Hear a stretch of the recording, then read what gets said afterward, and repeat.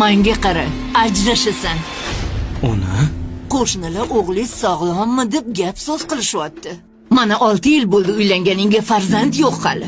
Nima qilay, bormagan doktorimiz qolmadi, ko'rdingiz-ku. Ayoliman, men ham sog'lom ekanman. Xudo bermasa, men nima qila olaman, ona? Ey, mani desang, ajrashasan, gap tamom.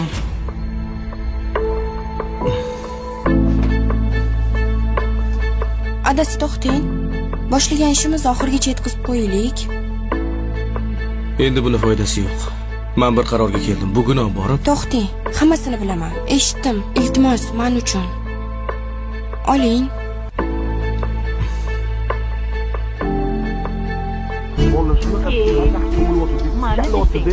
Ajrashasan, gap tamom.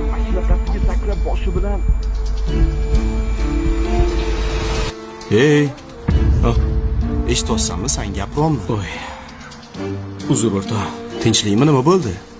Menimcha hayotim buzilib ketsa kerak. Bormagan doktorim, taqillatmagan eshigim qolmadi. 6 yildan beri befarzandman. Menimcha sen boshqa ishingni taqillataysan. Nima? O'zing o'ylab ko'r. Bir bola xato qildi. Ertasi kuni hech narsa bo'lmaganda ota-onasidan yana shirinlik olib berishni so'radi. Nima bo'ladi? Bola xatosini tushunib yetmaguncha unga shirinlik olib bermaydi. Yaxshilab o'ylab ko'r o'rtoq. Hammasi yaxshi bo'ladi.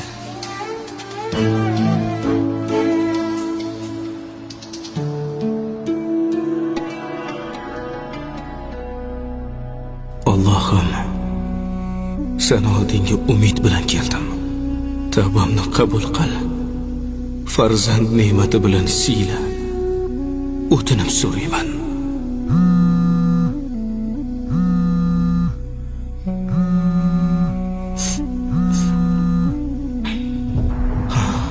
Iltimos, suhbatimizga xalaqit berma. Men tavba qilgani keldim. Alloh tavbangizni eshitibdi. Siz ota bo'lasiz. Alo. Adasi eshityapsizmi? Alo.